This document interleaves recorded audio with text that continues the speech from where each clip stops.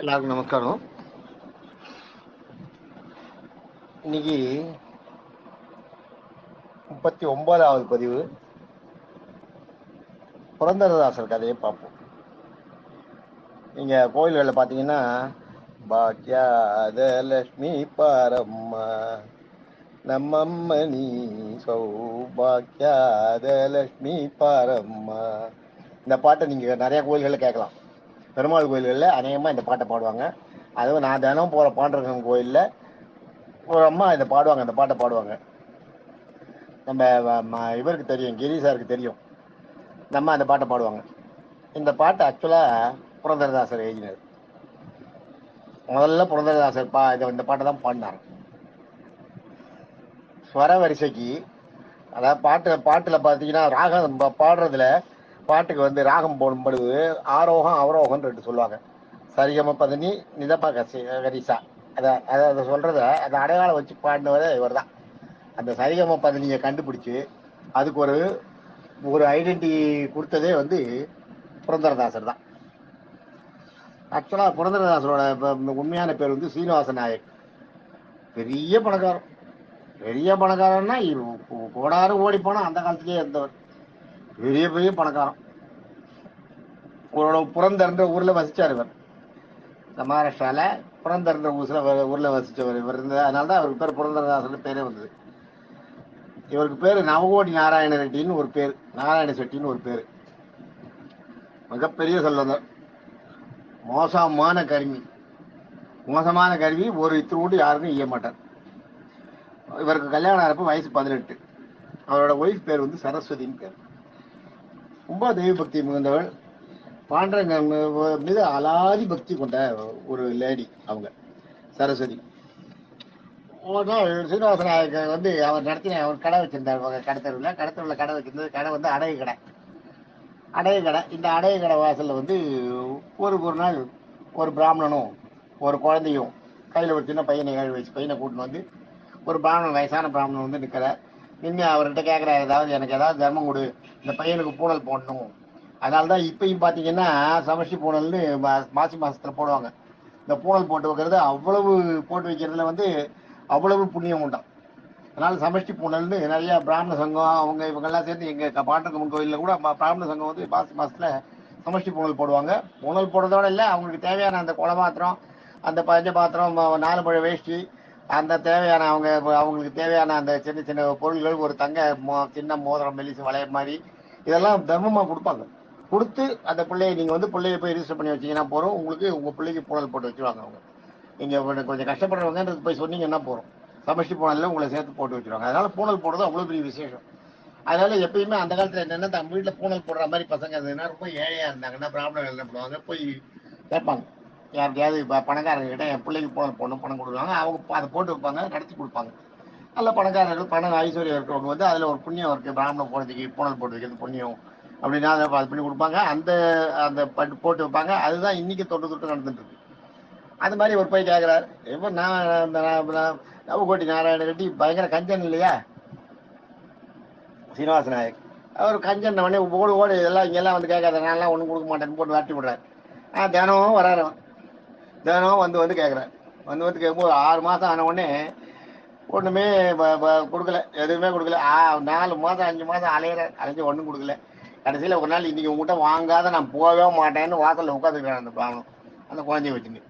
என்ன அப்பா போச்சு, வாசல்ல இவன் வேற ஒருத்தவங்க இங்கே வந்து நின்றுட்டு உட்காந்துட்டு என்னமோ இது மாதிரி இவனுக்கு ஏதாவது ஒன்று கொடுத்தா போட்டு என்ன பண்ணுற, கல்லா போட்டி தாடுற ஒரு செல்லாத காசு ஒன்று இருக்கு, நசுக்கி போனது, கேட்டு போனது. அந்த காசை தூக்கி மூஞ்சில் அடிச்சு, இந்த பிராமணன் மூஞ்சில் அடிச்சு, இனிமேல் இந்த பக்கம் திருப்பாது, இந்த பக்கம் வந்தானே அவ்வளோதான், உனக்கு வாங்காமல் போக மாட்டேன்னு கொடுத்துட்டேன், இனிமேல் நீங்கள் வந்தாலே காலை உடச்சுடுவேன், கேட்குறத மாதிரியே ஓடி போட்டு துரத்தி விட்டுருவேன். இவர் போகிறார். 6 மாதம் ஆச்சு, இந்த ஆள் கொடுக்கல. என்ன அந்த மாதிரி பண்ணுறான்ட்டு என்ன பண்ணுறாரு, நேரா நவகோடி நாராயண ரெட்டி வீட்டுக்கு போறாரு. இந்த சீனிவாச நாயக் வீட்டுக்கு போறாரு. இந்த பிராமண குழந்தைய ஆச்சு போய் அவர் ஒய்ஃபு கிட்ட கேட்கறாரு, இது மாதிரி தர்மம் கொடு, பிள்ளைக்கு பூனல் போடணும், அதுக்கு காசு வேணும், எனக்கு காசு கொடுன்னு கேட்கறாரு. காசு கொடுன்னு கேட்கும்போது அவளுக்கு என்ன பண்றதுன்னே புரியல. கொடுக்கணும்னு அவளுக்கு மனசுலவே ஆசை இருக்கு, வந்து சேவிக்கிறா, எல்லாம் பண்றா, மனசுலவே ஆசை இருக்கு. ஆனா புருஷன் பணம் எடுக்கக்கூடாது, அவன் பணத்தை எதையும் தொடக்கூடாது இல்லையா. அப்படியே முழிக்கிறா, என்ன பண்றதுன்னு தெரியாம. என்னம்மா முழிக்கிறேன்னா, இல்ல நான் இந்த இந்த செல்வம்லாம் எந்த இல்ல, இதெல்லாம் என் கணவன் அவங்ககிட்ட கேட்டேன், அவன் கொடுக்க மாட்டேன்ட்டான். அவன் வந்து அவர் வந்து அவர்கிட்ட கேட்காம நான் கொடுக்க முடியாது அப்படின்றா. இல்லம்மா, உனக்குன்னு பிறந்த வீட்டுல போட்ட நகை இருக்கு இல்லையா, அதுக்கெல்லாம் அவர் உரிமையாளர் இல்லை, நீதான். அதனால அதுல ஏதாவது ஒன்று நீ கொடுக்கலாம். அதுல கொடுத்தேன்னா நான் இந்த பிள்ளைக்கு பூனல் போடுவேன். பூனல்ன்ற விஷயத்துல அவன் மயங்கரா. பூனல் போடுறவங்க பூனல்னு கேட்டவங்களுக்கு இல்லைன்னு சொல்லக்கூடாது. அந்த காலத்துல அது சாஸ்திரம் சம்பிரதாயம். உடனே என்ன பண்றா, தன்னுடைய வயிறு முகுத்தி, தான் ஃபேமிலி தான் குடும்பத்தில் போன வயிறு முகுத்தியை கட்டி கொடுத்துட்றேன் அவர்கிட்ட. அவர் பூனலுக்குன்னு கேட்ட உடனே அவர் சொல்றேன், எனக்கு போயிட்டு நான் இவ்வளவு நேரம் எங்கெங்கயோ போறேன், கடங்காரர்கிட்ட எல்லாம் எங்கேயோ போய் கேட்டேன், ஊரெல்லாம் போய் பிச்சை கேட்டேன், யாரும் கொடுக்கல. கடத்தெருவில் ஒருத்தங்கிட்ட போய் கேட்டேன், ஐயா கருமி, அவனை கேட்டேன். அவன் ஏதாவது அவங்ககிட்ட கேட்கிறாரு, பணம் கேட்கறாரு. எனக்கு இல்லை, இதெல்லாம் வச்சு இந்த செல்லா காசை வச்சு நான் என்ன பண்ண முடியும், செல்லா காசை போடும்போது கேட்கறாரு. கேட்கும்போது நீ என்ன பண்ணு, ஏதாவது நகை கொண்டு வா, நகையை வச்சுட்டு வேணா பணம் தரேன்னு சொல்றாரு இவர் நாயக், இந்த சீனிவாச நாயக். இப்ப இவன் இந்த நகையை கொடுத்த உடனே என்ன பண்றா, அப்ப சொல்றாரு அவங்ககிட்டயே சொல்றாரு இவர். ஒரு பணக்கார கடத்தல ஒருத்தன் இருக்கா, ஐயா கருமி, அவங்ககிட்ட கேட்டேன், அவன் பெருமை தரமாட்டேன்னா, ஏதாவது நகை கொண்டு வா தரேன்னா, எனக்கு நீ நகை கொடுத்துருக்க, உனக்கு கோடி புண்ணியம் சேரும், எனக்கு ஒரு செல்லா காசை கொடுத்துருக்கான், இந்த மாதிரி ஒரு காசு இருந்தா அவன் கொடுத்த காசை முடி போட வச்சிருக்காரு இடுப்புல, அந்த முடியை காட்டுறேன், இதை தான் அவன் கொடுத்தா எனக்கு அப்படின்னு காட்டுறாரு. அதுவே அவளுக்கு தெரியல அதெல்லாம். சரின்ட்டு அனுப்பிடுறா. இவன் வரான், நேராக இந்த பிராமணன் வரார். வந்து இந்த கடைக்காரங்கிட்ட கூப்பிட்டு, இவர் சீனிவாச நாய்க்கு கூப்பிட்டு இருந்தா, இது வைரமுகுத்தி, இதை வச்சுட்டு எனக்கு பணம் கொடு, நான் என் பிள்ளைக்கு பூனல் போடணுன்றேன். வைரமுகுத்தியை வாங்கி பார்த்த உடனே சாயந்தரம் இவர் கொண்டு கொடுக்குறார். வைரமுகுத்தியை வாங்கி பார்த்த உடனே இவருக்கு சந்தேகம் வருது, இது நம்ம கிட்ட அனுபவப்பட்டதா, நம்ம மூக்குத்தி மாதிரி இருக்கு, நம்ம வீட்டுக்கு மாதிரி இருக்குன்னு சந்தேகப்பட்ட உடனே என்ன பண்ற, இப்ப என்கிட்ட முழுசா பணம் இல்லை, நாளைக்கு காத்தால வந்து வாங்கிக்கோ, போயிட்டு வா, நான் நாளைக்கு தரேன்னு சொல்லிட்டு அவரை அனுப்பிட்டு அந்த அளவுக்கு போயிடுறேன். அந்த இடத்துல ஏமாத்துறதுன்றதெல்லாம் இருக்காது. கொடுக்க மாட்டேன் கொடுப்பேன்றதுலதான் தகராறு ஒரு மொழிய, வாங்கிட்டு மோசம் பண்றதெல்லாம் இப்பதான். அது மோசம் பண்றதுன்றது இப்ப ரொம்ப சர்வசாதாரணமாயிடுது. மோசம் பண்றதெல்லாம் அப்ப கிடையாது. போயிடுறேன். இவர் போய் சரி காத்தால வந்து வாங்கிக்கிறேன், பணம் வாங்கிக்கிறேன், காத்தால ரெடி பண்ணி பணத்தை எடுத்து போயிடுறேன். போனோடனே என்ன பண்றேன், அந்த மூக்குத்தி எடுத்து கல்லாப்பட்டியில வச்சுட்டு நான் பூட்டிட்டு வீட்டுக்கு போறேன். வீட்டுல போய் ஒய்ஃபு மூக்க பாக்குறேன், மூக்குத்தி இல்லை. ஒய்ஃபு கிட்ட மூக்குத்தி எங்க அப்படின்னு கேட்குறேன். கேட்ட உடனே அவளுக்கு என்ன சொல்றதுன்னே புரியல. இல்லை, இன்னைக்கு வெள்ளிக்கிழமை தலைக்கு குளிச்சேன், கைட்டி வச்சேன், எங்கேயோ வச்சுட்டேன் போல இருக்கு, பெருமாள் மூடைக்கிட்ட தான் வச்சேன், நான் அதை எடுத்து போட்டு வரேன்ட்டு பெருமாள் சன்னதியில போய் நின்றுட்டு கெஞ்சுறான். பாண்டங்க தான் அவளுக்கு பாண்டங்க, எனக்கு இந்த மூக்குத்தி மாட்டின்ட்டேனா, இவளை வந்து இப்படி உடனே கேட்பாருன்னு எனக்கு தெரியல, மூக்குத்தி மறுபடியும் மூக்கில் வேற ஏதாவது போடணும்னு எனக்கு தோணலை, நான் தப்பு பண்ணிட்டேன், காப்பாத்து பாண்டங்கன்ற. அவ கையில ஒரு மூக்குத்தி விழுறது. உடனே அந்த மூக்குத்தி எடுத்துட்டு வந்து இவங்கிட்ட காமிச்சிட்டு, இந்த சீனிவாச நாயக்கிட்ட காமிச்சிட்டு, இது வரைக்கும் மூக்குத்தி பெருமாள் மூடையில் தான் வச்சிருந்தேன் போல இருக்கு அப்படின்னு சொல்லிட்டு எடுத்து போட்டுக்கிறேன். இவன் அந்த மூக்குத்தியை கையில வாங்கி பாக்குறான். இவனுக்கு ஷாக் அடிக்குது. இந்த மூக்குத்தி தானே நம்ம அங்க வச்சோம், கல்லாப்பட்டிக்குள்ள பூட்டு வந்தோமே, இந்த மூக்குத்தி தானே அப்படின்னு சந்தேகம் வருது. இருந்தாலும் அதை அவகிட்ட சொல்லல. அவளை போட்டு சொல்லிட்டு மறுநாள் காத்தா பொழுது முடிஞ்சோடனே அவசர அவசரமா போய் கடையை திறந்து கல்லாப்பட்டி திறந்து பாக்குறேன், அந்த மூக்குத்தி இருக்கான்னு. பார்த்தா கல்லாப்பட்டியில மூக்குத்தி இல்லை. மூக்குத்தி இல்லைன்ன உடனே என்ன பண்றதுன்னே தெரியல. மூக்குத்தி இல்லை, மூக்குத்தியை காணும், தேடுறாரு காணும். இப்ப இதெல்லாம் போய் இப்ப அந்த அண்ணன் வருவானே, அவனுக்கு நம்ம பதில் சொல்லணுமேன்ற பயம் வந்துடுது. கொஞ்ச நேரத்துக்கெல்லாம் இந்த பிராமணன் வந்துடுவாரு, அந்த குழந்தைய கூப்பிட்டு வந்து, எங்க என்னோட மூக்குத்தி, நீ என்ன பணம் கொடுன்னா, இல்ல நான் இன்னைக்கு சாயந்தரம் உனக்கு கொடுத்துறேன் அப்படின்ட்டு. சாயந்தரம் கொடுக்குறது, ஏன் சாயந்தரம் கொடுக்குறது, ஒண்ணு சாயந்தரம் பணத்தை கொடு, இல்லாட்டா என் மூக்குத்தியை கூட நான் வேற எந்த ஊர்லயாவது கொண்டு போய், அந்த ஊர்ல இவன் ஒருத்தன் தான் அடகு கடை, வேற எந்த ஊர்லயாவது கொண்டு போய் அடகு கடையில வச்சு நான் பணம் வாங்கி என் பிள்ளைக்கு பூனல் போட்டுக்கிறேன் அப்படின்னாரு. இவர் சொல்றாரு. அப்பயே முதல்ல வந்து இந்த இவங்கிட்ட சீனிவாச நாயக்கிட்ட பிச்சை கேட்கும் போதே, இந்த பையனுக்கு 7 வயசு ஆயிடுச்சு, எனக்கு ரொம்ப வயசாயிடுச்சு, எனக்கு 9 வயசு ஆகிறதுக்குள்ள வரைக்கும் 9, அடுத்தது இவனுக்கு பூனல் போட்டா 7 வயசுக்குள்ள போடணும், இதை தாண்டினா 9 வயசுல போடணும். 9 வயசு ஆகும்போது நான் இருப்பேனான்னு தெரியாது, சாதாரணமா 7 வயசுக்குள்ள போட்டுணும். அதை தாண்டினா பிராயச்சிட்டுனா 9 வயசு, 11 வயசுன்றதெல்லாம் பூனல் போடுறதுக்கு அடையாளமே கிடையாது. ஒத்தப்படையில இருக்கும்போதே சிங்கிள் இதுல 10 வயசுக்கு முன்னாடியே போடணும். 7 வயசுல போடுறதுன்றது சரியா இருக்கும். 5 வயசு 7 வயசுல போடுவாங்க, 5 வயசுல போடுவாங்க. 5 வயசுல போடும்போது என்ன ஆகும்னா, பசங்களுக்கு வந்து உச்சரிப்பெல்லாம் சரியா இருக்காது, மந்திரங்கள்லாம் சொல்ல தெரியாது, தப்பு தப்பா சொல்லி அது மாதிரி பண்ணுவோம். 7 வயசுனா ஓரளவுக்கு தரும். அதனால 7 வயசை வந்து செலக்ட் பண்ணி வச்சிருக்காங்க பூனலுக்குன்னு. 7 மிஸ் ஆச்சுன்னா 9க்கு போடல, 9 வயசுல பூனல் போடலன்னா நீங்க பூனல் போடுறதுல அர்த்தமே கிடையாது. அந்த மாதிரி ஒரு ஏற்பாடை பண்ணி வச்சிருக்காரு. அதை கேட்கிறாரு, இவனுக்கு 9 வயசு போது நான் உயிரோட ஆகும்போது நான் உயிரோட இருப்பேன்னு தெரியல, எனக்கு ரொம்ப வயோதிகமாயிடுச்சு, அதனால என்னால பார்க்க முடியாது, அதனால தயவு பண்ணி பணம் கூட, எனக்கு இந்த பிள்ளைக்கு பூனல் போடணும் இந்த வருஷம் அப்படின்னு கேட்கிறேன் நாய்க்கிட்ட. நாய்க்கு தான் துரத்தி விடுறேன், அது முதல்ல சொன்னேன் இல்லையா, அப்பயே இதை கேட்கிறேன். இப்ப மறுபடியும் அதை சொல்றாரு, இந்த தடவை நான் இவனுக்கு பூனல் போட ஆகணும் இந்த வருஷத்துக்குள்ள, இவனுக்கு 7 வயசு. நான் மூக்குத்தியை கொடுத்தா நீ பணம் தரல, பணம் தரல என் மூக்குத்தியை கொடு. நான் எடுத்து போய் வேற எங்கேயாலும் வித்தோ வாங்கியோ என்னோட வச்சுட்டோ பணம் வாங்கி நான் பூடல போட்டாகணும். மரியாதையாக சாயந்தரம் ரெடி பண்ணி பணத்தை இல்லைட்டா மூக்குத்தியை கொடுன்ட்டு போயிடுறாரு. இவருக்கு நாய்க்கு அள்ளு கட்ட ஆரம்பிச்சிருது. ஐயோ என்னமோ தெரியல மாட்டின்ட்டுமே, மூக்குத்தி இங்கே இல்லையாட்டு. இவர் போகும்போது போனோடனே என்ன பண்ண, அடியாளை எல்லாம் ரெடி பண்ணி இந்த ஆள் போகும்போது இந்த ஆள் போகிற இடத்துல பார்த்து அடியாளை ரெடி பண்ணி இவன் போகிறான். இவனை கொண்டு போய் எங்கேயாவது குளத்துல கழுத்துல அடிச்சு தூக்கி போட்டு வந்துருங்க, வேற வழி கிடையாது. சாயந்தரம் வந்து கடவாசல நின்று மூக்குத்தியை கொடுன்னு கேட்டான்னா கஷ்டமாயிடும், நீங்கள் 4 பேர் போங்கன்னு ஒரு 10 அடியாளை இவனுக்கு அந்த அந்தனருக்கு பின்னாடியே அனுப்புறான். ஏன்னா புத்தி கெட்ட புத்தி தானே, இந்த சீனிவாச நாயக்கு அனுப்புறேன். அவங்க போறாங்க மெதுவா ஒளிஞ்சு வரங்க போறாருன்னு பாக்குறான். இந்த அந்த நேரா குழந்தைய கூட்டின்னு போறாரு. போய் நேரா பாண்டரங்கன் அந்த ஊர்ல இருக்க அந்த பாண்டரங்கன் கோயிலுக்கு போறாரு. பாண்டரங்கன் கோயில போய் பாண்டரங்கனுக்கு உள்ள போய் மறைஞ்சிடுறாரு. அதை பார்த்த உடனே இந்த அடி போனாங்களே அவங்களுக்கெல்லாம் கிளியாயிட்டு கையில இந்த வெட்டு கம்பு எல்லாத்தையும் போட்டு அப்படியே பாண்டரங்கனை கையை ஊட்டி சேவிச்சு பாண்டரங்கனோட சிஷியர்கள் ஆயிட்டாங்க அவங்க எத்தனை பேரும். அப்படியே நேரா வந்து ஐயா இனிமே நாங்க அடிக்கெல்லாம் போக மாட்டோம், எங்களுக்கு வந்து நான் வந்து இங்கேருந்து போனவர் நேராக பாண்டரங்கன் உள்ள போனார், சன்னதிக்குள்ள போனார், அப்படியே மறைஞ்சிட்டார். எங்களுக்கு அதுல இருந்து எங்களுக்கு உடம்புல ஒரு ஞானம் வந்துட்டு உடம்பெல்லாம் ஒரு உடம்புக்குள்ள ஒரு அதிர்ச்சி ஏற்பட்டதுல இருந்து எங்களுக்கு இந்த அடிதடி பாவம் அதெல்லாம் புரிய ஆரம்பிச்சிட்டு இனிமே நாங்க இதெல்லாம் பண்ண மாட்டோம், நாங்க பாண்டனோட மகிமையை பாடின்னு நாங்க பாட்டு ஊருவா போயிட்டு இருக்க போறோம்னு சொல்லிட்டு போயிடும். இந்த சீனிவாச நாயக்கு என்ன பண்றதுன்னே புரியல. நீ இப்படி ஆயிடுச்சேன்னு பயந்துட்டேன். சீனிவாச நாயக்கு பயந்துட்டேன். உள்ள போய் பாண்டரங்கன் சன்னதிக்குள்ள போய் அந்த மறைஞ்சிட்டாருனே ஒரு பயம் வந்துடுது. நேராக வீட்டுக்கு போறேன். வீட்டுக்கு போய் கிட்ட உண்மையே சொல்லு, நேற்றுக்கு மூக்குத்தி முதல்ல இல்லை, அப்புறம் நான் கேட்டப்பறம் மூக்குத்தி கொண்டியே உண்மையாவே இருந்தது பெருமாள் சன்னதியில, எப்படி உனக்கு அது கையில கிடைச்சது? அப்ப சொன்னாரு அந்த மாதிரி ஒரு அந்த வந்தா அவங்ககிட்ட நான் வாங்கி புள்ள வச்சேன், கல்லாப்பட்டியில வச்சேன், அதே மூக்குத்தி தான் மூக்கைக்கு வந்திருக்கு, எப்படி வந்ததுன்னே தெரியல, நான் கல்லாப்பட்டியில கூப்பிட்டு வந்தது காத்தால போய் பார்த்தா காணும், எப்படி வந்தது உண்மையை சொல்லுங்க. அவன் சொல்றான் உண்மையாவே. நான் பாண்டவர்களிடம் பிரார்த்தனை பண்ணேன், கொடுத்தாரு. ஒரு அந்த வந்து என்கிட்ட கேட்டார் பிள்ளைக்கு பூனல் போடணும் அப்படின்னு, அதுக்காக அந்த மூக்குத்தியை நான் அவருக்கு கொடுத்துட்டேன். அதுக்கப்புறம் நீங்க கேட்டும்போது எனக்கு என்ன பண்றது இதெல்லாம் போய் பாண்டவர்கள் கேட்டா பாண்டவர்கள் கொடுத்துட்டாரு. அப்பதான் சீனிவாச நாயக்கு வந்து அப்படியே ஞானம் பிறக்கிறது. அப்பதான் வேற இவ்வளவு நாள் என்ன வாழ்க்கை வாழ்ந்தோம், இது வரைக்கும் வாழ்ந்ததெல்லாம் ஒரு வாழ்க்கையா அப்படின்ட்டு எல்லாத்தையும் அப்படியே பற்றெல்லாம் திறந்துட்டு அப்படியே நேராக போய் பாண்டவர்கிட்ட போய் சண்டையில போய் சரணடைகிறார். அங்க அந்த பிராமணன் இருக்கார். இந்த பிராமணன் இருக்கும்போது அந்த பிராமணன் காலில் விழுந்து சேவிக்கிறார். உடனே பிராமணன் மறைஞ்சிடறார். பாண்டவன் சன்னதிக்கு உள்ள இருந்து ஒரு அசரீரி வருது. இந்த மாதிரி நீ வந்து சாதாரண ஆள் இல்லை, நீ வந்து நாரதனோட அம்சம், கானத்துக்குன்னே பிறந்தவன், நீ நாரதனோட அம்சம், அதனால நீ வந்து நீ யாருன்னே தெரியாம நீ வந்து இவ்வளவு பண்ணிட்டு இருக்க, இந்த பணம் சொத்தையெல்லாம் வச்சு நீ என்ன பண்ண போற, இதையெல்லாம் விட்டுட்டு என்கிட்ட வந்து சேரு அப்படின்ற. என்கிட்ட நீ இதெல்லாம் விட்டுட்டு நீ வந்து ஊரா போய் என்னுடைய லீலைகளை பரப்பு, கடைசியில் நீ வைகுண்டத்துக்கு வந்து சேருவேன்னு பாண்டவன் வந்து அசரீரி சொல்லிட்டு போயிடுறது. வானத்துல இருந்து சத்தம் வருது, போயிடுறது. வரார் சீனிவாச நாயக்கு வந்துடுற. அதான் அவருக்கு இனிமே பிறந்ததாசன் சொல்லுவோம். ஏன்னா இப்பதான் அவருக்கு ஞானம் வந்துச்சு. ஞானம் வந்தோடனே வீட்டுக்கு வந்துடுற. மறுநாள் காத்தால இருந்து தண்டோரா போட்டு சொல்றார். சீனிவாச நாயக்கு வந்து அவர்கிட்ட இருக்கிற செல்வத்தை எல்லாம் எல்லாருக்கும் தானம் பண்றதுக்குன்னு முடிவு எடுத்துக்காரு. அதனால நாளை காத்தால எல்லாரும் வந்து தானம் வாங்கிக்கலாம் அப்படின்னு சொல்றாரு. அவர் என்ன பண்றாரு, அவர்கிட்ட இந்த பணத்தை எல்லாம் பயிர்த்து என்னென்ன இருந்ததோ அத்தனையும் கொண்டு கொட்டி ஒரு பெரிய அண்டாவில் கொட்டி வரவாளுக்கெல்லாம் அள்ளி கொடுத்தாராம்.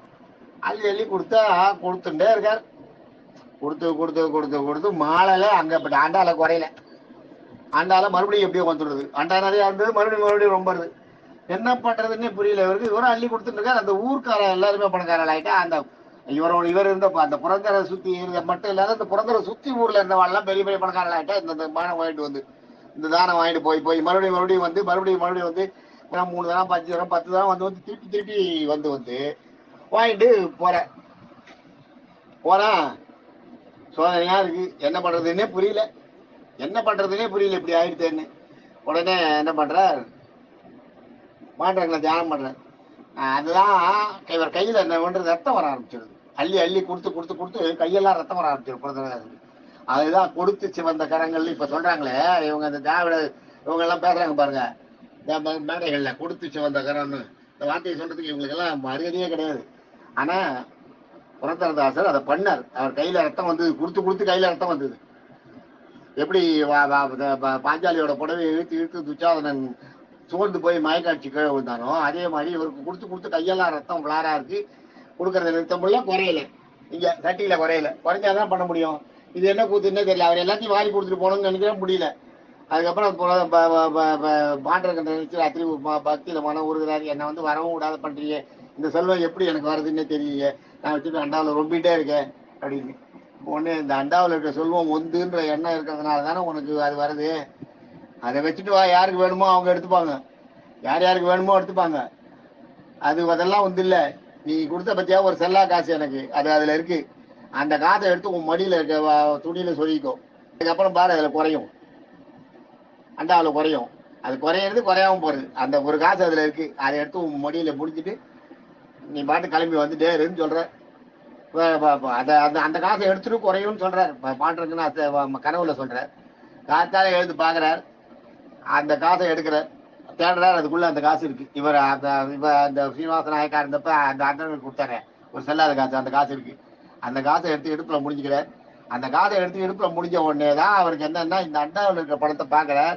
அது வரைக்கும் இந்த காசை எப்படியாவது டிஸ்போஸ் பண்ணி இன்னும் கொடுத்துரும்னு நினைச்சார். அது வரைக்கும் அவருக்கு அது தோணித்து.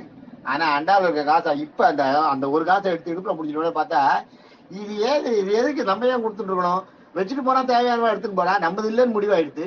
அதுக்கப்புறம் நம்ம ஏன் அள்ளி அள்ளி கொடுத்துட்டு இருக்கோம், இது பைத்தியக்காரனா இல்லைன்னு அப்பதான் தோன்றது இவருக்கு. சே அப்படின்ட்டு கையில இருந்தது எல்லாத்தையும் அப்படியே உதறிட்டு ஒய்ஃபை கூப்பிட்டு குழந்தைய கூப்பிட்டு அப்படியே போயிடுறாரு. அப்படியே கோயில் கோயிலா போறாரு. இந்த நம்ம பாரத தேசத்தை 3 தடவை சுத்தி வந்திருக்காரு, ஞாபகம் வச்சுக்கோங்க. இந்த பாரத தேசத்தை 3 தடவை சுத்தி வந்திருக்காரு புரந்தரதாசன்.